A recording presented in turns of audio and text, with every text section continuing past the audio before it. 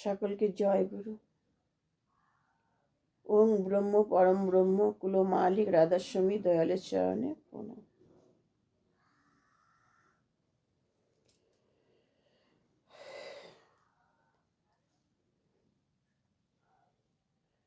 আমাদের ঠাকুর শ্রী শ্রী অনুকূলচন্দ্র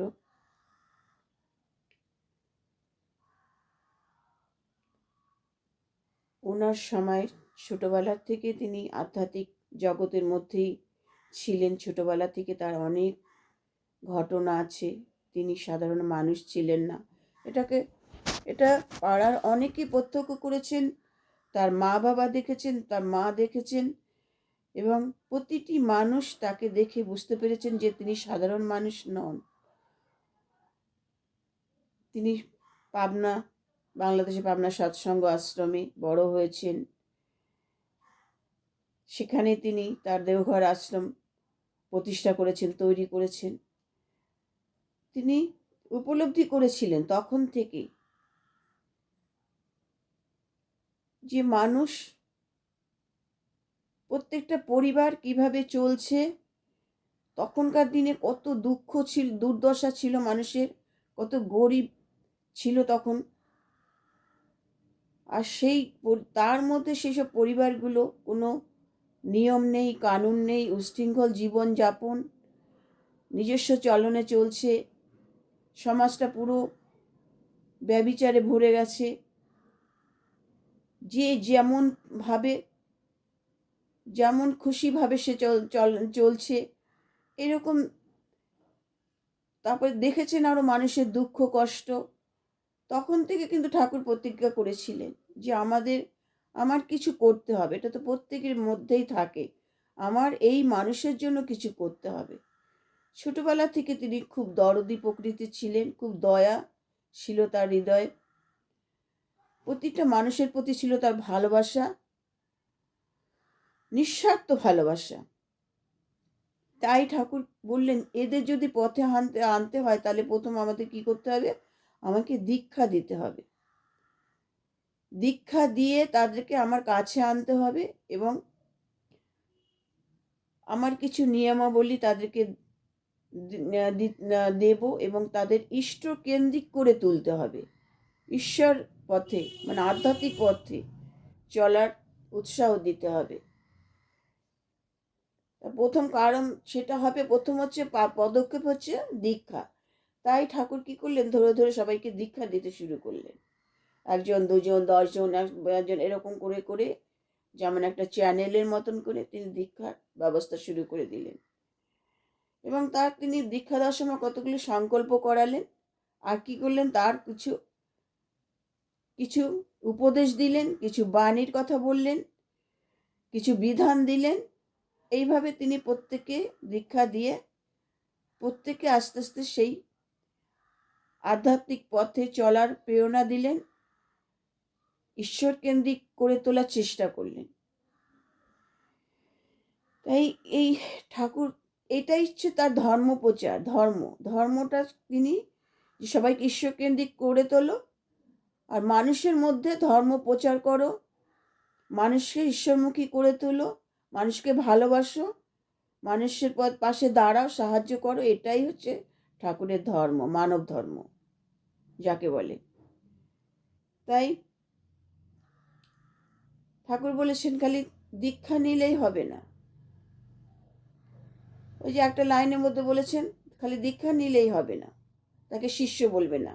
গুরুর আদেশ সর্বদা পালন করতে হবে, নিয়মগুলো পালন করতে হবে, তবে তুমি ভালো থাকবে, তোমার পরিবার ভালো থাকবে।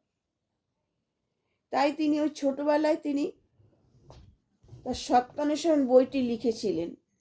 শুনেছি 17 বছর বয়সে, আবার কোনো বইতে দেখছি 21 বছর বয়সে। যাই হোক, এরকম হবে।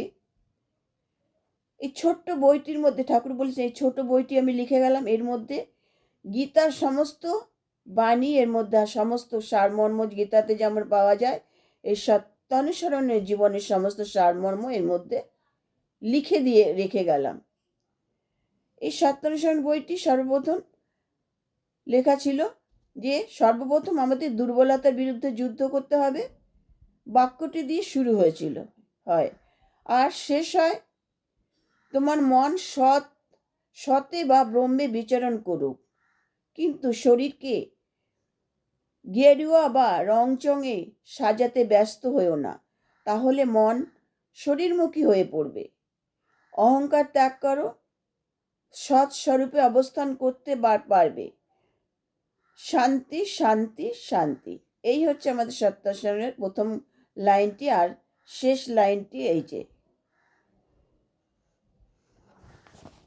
তাই এরকম তিনি অজস্র বই লিখেছেন, অজস্র বাণী, অজস্র বিধান, অজস্র বাণী তিনি লিখে গেছেন, তিনি তার বিধান দিয়ে গেছেন। সেগুলোকে আমাদের পরিপালন করতে হবে। আমাদের যে সংকল্পগুলো আমরা দীক্ষার সময় নিয়েছি, সেগুলো আমাকে যথাযথভাবে পরিপালন করতে হবে। নিজের জীবনে, চলনে, চরিত্রে ফুটিয়ে তুলতে হবে। তবে তুমি ঠাকুরমুখী হবে, বা তুমি যে সে অনুকূল শিষ্য, সেটাই পরিচয় হবে তোমার। তুমি যদি নিজেকে ঠাকুরের মতো না গড়ে তুলতে পারলে, তাহলে তুমি ঠাকুরের নয়। তাই এটা হচ্ছে ঠাকুরের কথা। তার প্রতিটি বাণীকে, তার প্রতিটি এই যে আমাদের সকালবেলা ইষ্টভীতি করার পর, ইষ্টভীতিতে দুটো লাইন আছে, সেটা তো বলতে হবে।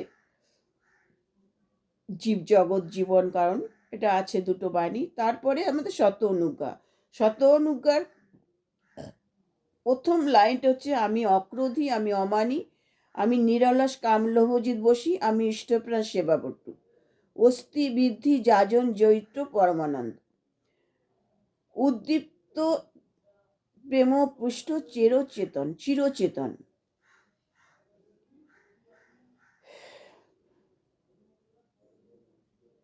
উদ্দীপ্ত শক্তি সমৃদ্ধ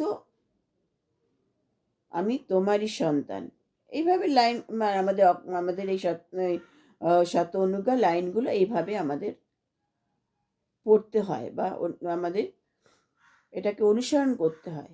তারপর আরো দিয়েছেন কি, আমাদের 5টি বিধান, যজন যাজন ইষ্টভীতি স্বাস্থ্যহীনী সদাচার। এগুলো আমাদের জীবনে করে চলতে হবে। হ্যাঁ, এগুলো জীবনে চলনে চরিত্রে ফুটিয়ে তুলতে হবে। পারিপার্শ্বিকের মধ্যে এগুলোকে ছড়িয়ে দিতে হবে। হ্যাঁ, ঠাকুরের এই যাজনের মধ্যে আছে যোগ্য হয়ে ওঠা। এই যাজন মানে আমাদের ঠাকুরের কথাকে, ঠাকুরের যে এইগুলোকে পারিপার্শ্বিকের মধ্যে ছড়িয়ে দাও। হ্যাঁ, ঠাকুরের করে তোলো, তাদের প্রত্যেকটা পরিবারে যাও, তাদের দীক্ষার ব্যবস্থা করো, ঠাকুর কেন্দ্রিক করে তোলো, দীক্ষার ব্যবস্থা করো, গুরুমুখী করে তোলো, ঈশ্বর কেন্দ্রিক করে তোলো। এটাই ঠাকুরের প্রধান কাজ। আর কি, মানুষের পাশে দাঁড়াও, সমাজের পাশে দাঁড়াও, পারিপার্শ্বিকের বিপদে পাশে থাকো, অপরের মঙ্গল কামনা করো, অপরের মঙ্গল কামনাই নিজ মঙ্গলে প্রসূতি। এই লাইনটা ঠাকুর আছে আমাদের। ঠাকুর হচ্ছে আমরা প্রত্যেক সৎসঙ্গীদের আমরা যখন প্রার্থনা করি, প্রথম হচ্ছে অপরের মঙ্গল প্রার্থনা করি। আমাদের নিজেদেরটা নিজেরা করি না, আমাদেরটা আরেকজনে করবে, তারটা আমরা করব। এইভাবে ঠাকুরের কথা এটা। তারপরে বলেছে যে, তারপরে আছে আমাদের এইগুলো তো আমাদের করে চলতে হবে। তবে সকাল বিকাল প্রার্থনা মানে প্রকৃষ্ট চলনে চলার প্রতিজ্ঞা। প্রার্থনা মানেই প্রকৃষ্ট চলনে চলার প্রতিজ্ঞা। সে প্রার্থনার প্রতিটি কথা আমাদের জীবনকে উদ্দীপ্ত করে। সকালবেলা ভোরবেলা ইষ্টভীতি আমাদের প্রতিদিন নিয়মিত করলে ডিভাইন ডিকটেশন হয়, যে ঠাকুর বলেছেন। মানে ঠাকুরের সঙ্গে আমাদের একটা যুক্ত হওয়ার একটা রাস্তা তৈরি হয়, ঈশ্বরের সঙ্গে যে একটা পথ তৈরি হয়। এই প্রতিদিন যদি আমরা নিয়মিত ইষ্টভীতি করি, ঠাকুর কেন্দ্রিক হওয়ার একটা সিঁড়ি তৈরি হয়। মানে আমরা আস্তে পৃষ্ঠে ঠাকুরের সঙ্গে জড়িয়ে যাই আস্তে আস্তে। এই জন্য আমাদের ইষ্টভীতি করা। আর হচ্ছে ইষ্ট মানে মঙ্গল করছি, আমার মঙ্গল, দশের মঙ্গল, আমার সন্তানের মঙ্গল। ইষ্টভীতি মানে মঙ্গল যজ্ঞ করছি আমরা প্রতিদিন, মঙ্গল যজ্ঞ। একটি টাকার উপরে, একটি অর্ঘের উপরে আমরা, এটাই আমাদের সারা জীবনের পুণ্য সঞ্চয় করছি। আমরা সারা জীবনের পুণ্য সঞ্চয় করছি। পরিবারের মঙ্গল কামনা করছি। এটাই হচ্ছে ইষ্টভীতির গুরুত্ব। এই ইষ্টভীতি আমরা যে করি, আমরা কিন্তু টাকার কথাটা ভাবি না, কখনো না। আমরা ভাবি আমরা সারা দিনে সব কিছু ঠাকুরের পায়ে অর্পণ করলাম, সেই ভোর থেকে রাত রাত রাত পর্যন্ত সমস্ত কিছু, ন্যায় অন্যায়, সুখ দুঃখ, ভালো কাজ মন্দ কাজ, সমস্ত কিছু তার পায়ে আমরা অর্পণ করলাম।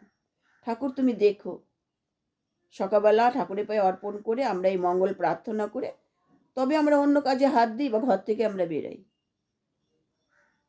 এটাতে প্রত্যেকটা সৎসঙ্গীদের নিয়ম হয়ে গেছে, একদম চরিত্রের একদম জড়িয়ে নিয়েছে, ফুটিয়ে তুলেছে তারা, এটা তারা আয়ত্ত করে নিয়েছে।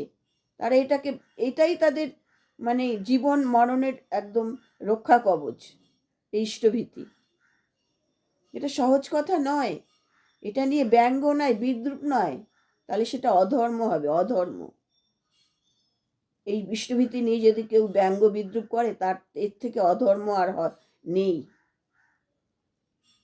আমরা কত হাজার হাজার টাকা অপচয় করি প্রতিদিন, আমাদের কত টাকা আমরা হয়তো কোথাও হারিয়ে যাচ্ছে, পড়ে যাচ্ছে, বিভিন্নভাবে অপচয় করছি। আর ঠাকুরকে কি করছি, আমরা 1 টাকা অর্পণ করছি। এটা যদি হিসাব করি, কেউ যদি এটা মুখে উচ্চারণ করে, সেটাও পাপ। আমাদের ছেলে মেয়ের জন্য কত টাকা খরচা করছি প্রতিদিন, তাদের হাত খরচ 100 টাকা 200 টাকা, ধনী পরিবারে 200 500 1000 টাকা তাদের ছেলে মেয়ের হাত খরচা, গরিব পরিবারে 10 টাকা 20 টাকা। তাহলে আমরা ঠাকুরকে গ্রহণ করেছি মানে, ধরেছি মানে, ঠাকুর আমাদের সংসারে একজন হয়ে গেছে, তার জন্য আমরা সারাদিনে 1 টাকা খরচ করছি। আমাদের সারাদিনে কত খরচ হচ্ছে, খাওয়া দাওয়া সমস্ত কিছুর পিছনে, ছেলে মেয়ের পিছনে, পড়াশোনার পিছনে, সব কিছু। এটা যারা ঠাকুরের দীক্ষা নেয় অনেকগুলো ঠাকুর, তারা এগুলোকে না তুচ্ছ ধরে না, এটা ইসের মধ্যে না, এটা জানে এটা মঙ্গল, মঙ্গল। আর এর জন্য তারা ভালো থাকে, পরিবার ভালো থাকে। সৎসঙ্গীদের তাই তাদের এটা নিয়মিত করণীয় এবং কর্তব্য, ঠাকুরের প্রতি দায়বদ্ধতা। ঠাকুর আমাদেরই একজন, সংসারে একজন করে তাকে রাখতে হবে। আষ্টে পিষ্টে ঠাকুরকে বেঁধে, তবে তো তিনি আমার মঙ্গল করবেন, আমার শ্রী থাকবেন। আমরা যদি ঠিক মতো না করতে পারি, ঠিক ঠাকুরে না হয়ে পারতে, তাহলে কি করে ঠাকুর আমাদের করবে, আমাদের মঙ্গল করবে? আমরা একটু ঠিক করে ঠাকুরের হয়ে উঠতে হবে, তারপরে তো সে আমাদের পেছনে, সে প্রত্যেকটা কিছুতে ঠাকুর আমাদের পাশে থাকবে, প্রত্যেকটা বিপদ আপদ ভালো মন্দ সব কিছুতে। আগে তুমি ঠিক মতো তার জন্য করো ধরো হাও পাও, এরকম একটা আছে, বাণী আছে ঠাকুরের। না করে যে পেতে চায়, দুঃখ তার পিছে ধায়। করতে হবে কিছু, সেই করাটা হচ্ছে মানুষের জন্য করাটা, করো। জয় গুরু। আমার আলোচনা ভালো লাগলে লাইক শেয়ার কমেন্ট করবেন, সাবস্ক্রাইব করবেন, মানুষের কাছে শেয়ার করে দেবেন।